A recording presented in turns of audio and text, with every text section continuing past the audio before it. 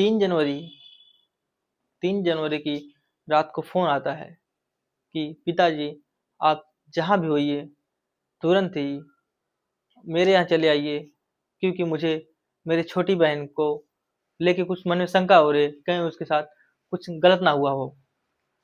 अब इस शंका क्यों हुई थी, किस लिए हुई थी, हम आपको बताते हैं इस कहानी के माध्यम से। नमस्कार। आगरा के रहने वाले देवेंद्र सिंह थे। देवेंद्र सिंह के पास 2 बेटियां हैं। बड़ी बेटी का नाम पिंकी था, छोटे का नाम गुड़िया था। देवेंद्र सिंह ने अपनी बड़ी बेटी की शादी राजस्थान के धौलपुर के जिले में एक गांव एसपुरा लगता है, एसपुरा गांव में ही ओमपाल नाम के व्यक्ति से शादी किया था। बड़ी बेटी की जिंदगी अच्छी खासी चल रही थी, और ऐसे करते करते कुछ दिन बीते तो छोटी बेटी भी शादी के लायक थी। तो एचपुरा गांव के रहने वाले ही उनके जो दामाद थे ओमपाल, उन्होंने उनकी अपनी साली की शादी एचपुरा गांव के ही एक पंकज ठाकुर नाम के लड़के से शादी करवा दी। शादी हुई तो दहेज में योगेंद्र देवेंद्र सिंह ने 15 लाख कैश, एक स्प्लेंडर बाइक, कूलर, फ्रिज, सामान जो भी वगैरह होता है शादी का, सब दहेज में दिया। अपनी तरफ से बेचारे कोई कमी नहीं छोड़े ताकि मेरी बेटी को कुछ तकलीफ ना हो। शादी के होते ही 2-3 महीने जो भी बीते, 2-3 महीने बीतने में पंकज ठाकुर ने गुड़िया को मारना पीटना शुरू कर दिया। मारना पीटना शुरू किया और गुड़िया से बोला कि मुझे एक कार चाहिए, एक भैंस चाहिए और एक सोने की चैन भी चाहिए। गुड़िया ने अपने पिता को फोन लगा के बताया कि पिताजी, मेरे परिवार वाले मेरे साथ ऐसा कर रहे हैं। तो पिताजी बेचारे क्या करते, गरीब आदमी, सब कुछ दे ही चुके थे। तो उन्होंने गुड़िया को समझाया कि बेटा, परिवार है, थोड़ा समझ बूझ के रह लो आप, बाकी मैं आके देखता हूँ कैसे क्या करते हैं।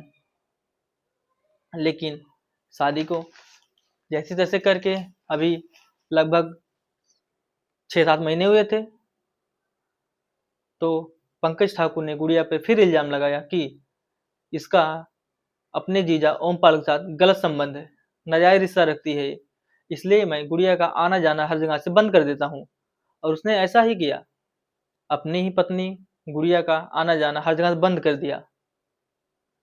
ऐसे करते करते दिसंबर आया, जनवरी आ गई। 3 जनवरी की रात को गुड़िया सोई हुई थी।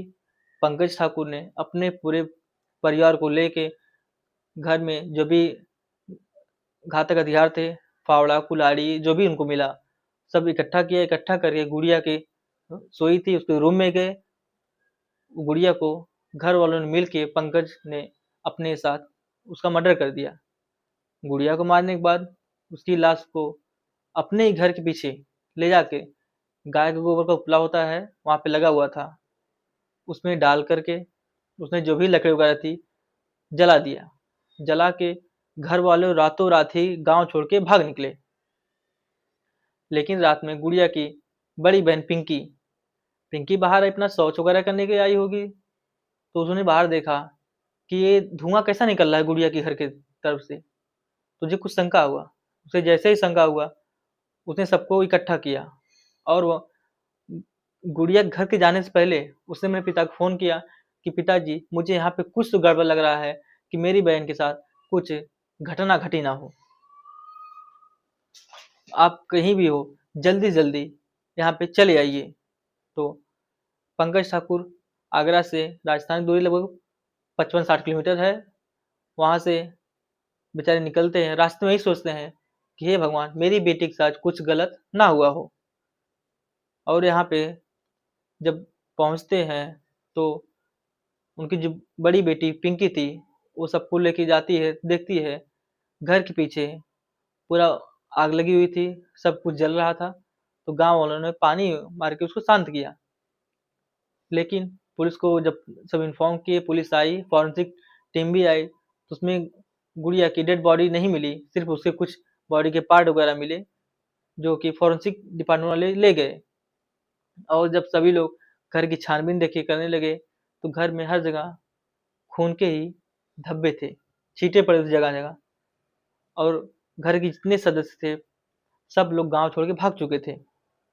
लेकिन भाग के जाते कहाँ, क्योंकि पुलिस का हाथ बहुत लंबा होता है और पुलिस ने पंकज ठाकुर को कहीं से धर पकड़ा और उसको गिरफ्तार कर लिया। गिरफ्तार होने के बाद गुड़िया के पिता से पूछा गया कि क्या हुआ था, तो उन्होंने पूरी कहानी बताई पुलिस को। लेकिन गुड़िया के पिता अब यही बोल रहे हैं कि बस मुझे कुछ नहीं चाहिए, मेरी बेटी को इंसाफ मिलना चाहिए, क्योंकि मेरी बेटी इस दुनिया में रही नहीं, अब उसको इंसाफ मिल जाए तो बहुत बड़ी बात है। अब देखिए पुलिस आगे क्या करती है। अभी दहेज के लिए एक बेटी को मार दिया गया, ये सही किया गलत किया, अब आप लोग बताइए।